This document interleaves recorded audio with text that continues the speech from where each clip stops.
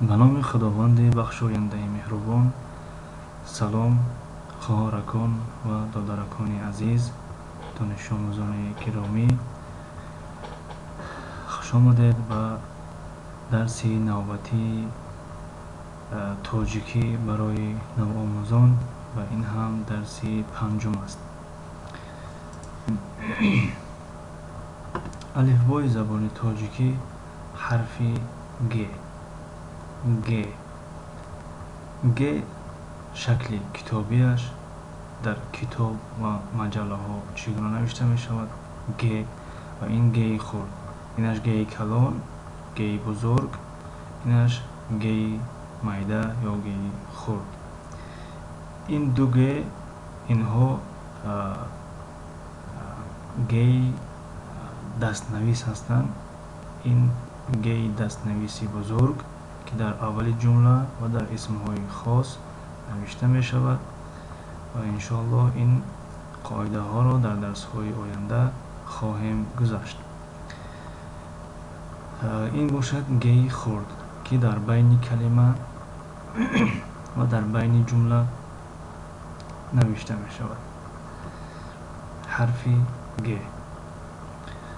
گندم، گندم، گندم، گندم، گندم، گندم یک نوع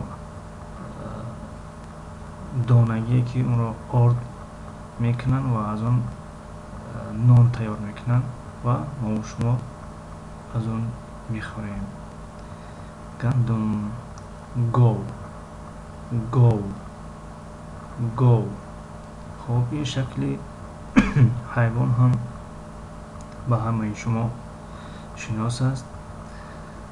گو یک نوع حیوانی خانگی شیردهنده، شیرده می باشد. گو، گو. گندم از دو هجا عبارت است. هر دو هجاها هجای بسته هستند و گو از یک هجا عبارت است. گل، گل، گل، گل یک نوع رستنی خوشبو و این هم از یک هجا عبارت است. خب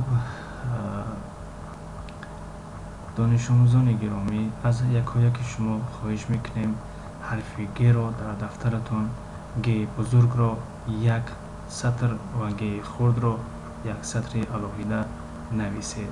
و این بود درس امروزه، کلمه هایی که با حرف گ شروع می شود. این بود درس پنجم. تا درس های نوبتی، خدا نگهداری شما بود.